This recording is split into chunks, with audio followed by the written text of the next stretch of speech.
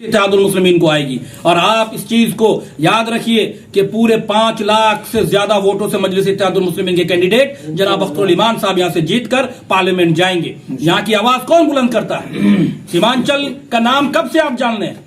आप उस वक्त जाने जब 2014 में 2015 में बैरिस्टर जनाब नकीब मिल्लत अलहाज असदुद्दीन ओवैसी साहब जब किशनगंज की सरजमी पर अपना तो मुबारक कदम रखे, किशनगंज के रुधासा की सरजमी से जब उन्होंने ऐलान किया और सीमांचल का नाम अपनी जबान से लिया, उसके बाद सबको सीमांचल याद आया। उसके बाद ये तो विरोधी पार्टियों को सीमांचल याद आया, उसके बाद तेजस्वी यादव को सीमांचल याद आया। आज तेजस्वी यादव अगर अपनी जबान से सीमांचल का नाम लेती है तो वो मजबूरी में लेती है, क्योंकि मजलिस इत्तेहादुल मुस्लिमीन यहां से चुनाव लड़ रही है।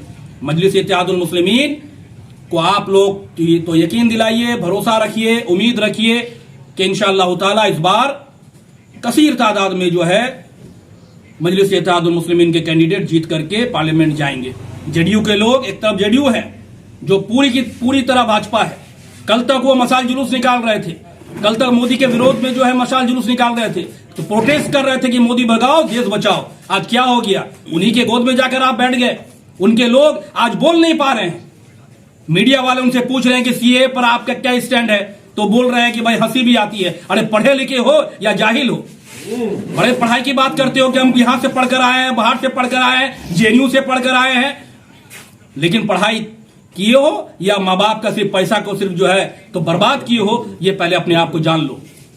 सीए जो है पूरे हिंदुस्तान के लिए लागू हुआ है। तुम जो कह रहे हो किशनगंज में नहीं होगा, ये हंसी की बात है।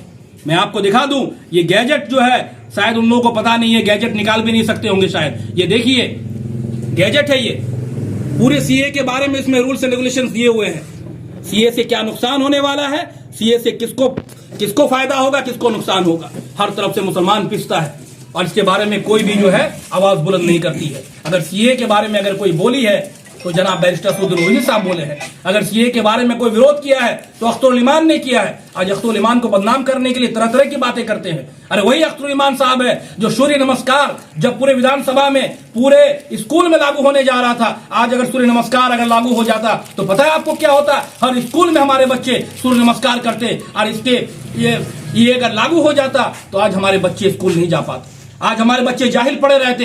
कोई माँ बाप अपने बच्चे को सूर्य नमस्कार करने के लिए स्कूल नहीं भेजता। सबका अपना एक धर्म होता है, सबका रिलीजियस होता है। हम मुसलमान हैं और हमें फक्र है कि हम मुसलमान हैं। हम अपनी आस्था को लेकर चलेंगे। हिंदू भाई वो अपने आस्था को लेकर चलेंगे। इसी सूर्य नमस्कार का अगर बहिष्कार और सूर्य नमस्कार को अगर लागू नहीं करने के लिए अगर अख्तरुल ईमान ने आवाज उठाया है तो बहुत बड़ी कदम है।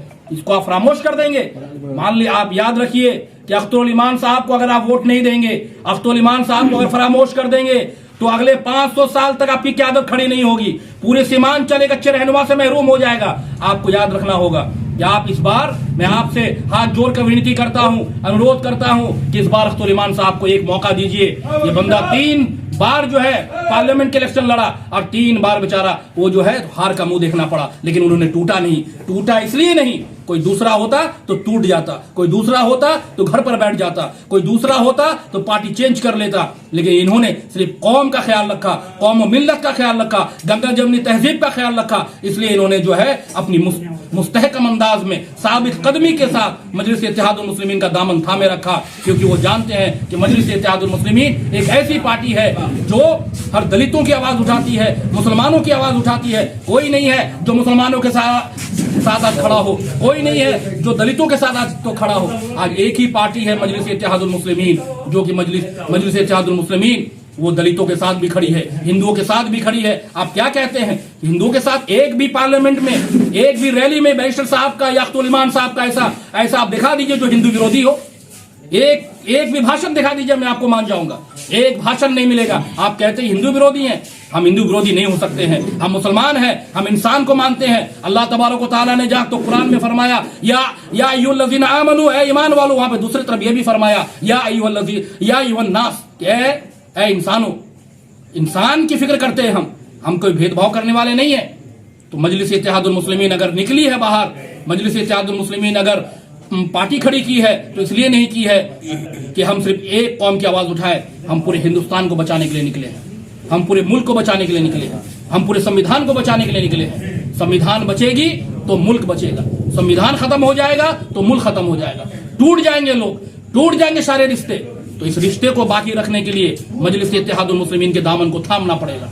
मजलिस इत्तेहादुल मुस्लिमीन आपके लिए है, आपकी आवाज उठाती है। तो मेरे भाई, अब जो है देखिए, किशनगंज में जो कैंडिडेट बाहर निकले हैं, इन सारे कैंडिडेट्स की आप हकीकत जानते हैं। मुंह में जबान नहीं है इनकी। मोदी के लिए वोट मांग रहे हैं जेडीयू वाले। जेडीयू के जो नेतागण है बाहर से पढ़कर आए, कहां से पता नहीं, उनको मालूम भी नहीं है कि सीए पूरे हिंदुस्तान में लागू हो गया है। उनसे सीए के बारे में पूछा गया तो वो कहते हैं भाई किशनगंज में लागू नहीं है। ये जाहिलाना हरकत, और जाहिल तबके के लोग ये क्या जानेंगे कि भाई हिंदुस्तान में क्या हो रहा है। उनको कोई इल्म नहीं है, उनको सिर्फ यही चीज है कि अपना जेब भरो, अपना माल बनाओ, यही चीज है। मुसलमानों से कोई हमदर्दी नहीं, दलितों से कोई हमदर्दी नहीं, हिंदुओं से कोई हमदर्दी नहीं। अगर हमदर्दी है तो बैरिस्टर साहब के दिल में हमदर्दी है। मैं यही बात कहता हूं, बार बार आपसे यही कह रहा हूं, हाथ जोड़कर गुजारिश कर रहा हूं, एक मौका अख्तुल ईमान साहब को आप दीजिए, और एक मौका आप देंगे तो मैं आपको यकीन के साथ कह सकता हूं कि अख्तुल ईमान साहब पूरे सीमांचल की तस्वीर को बदल देंगे।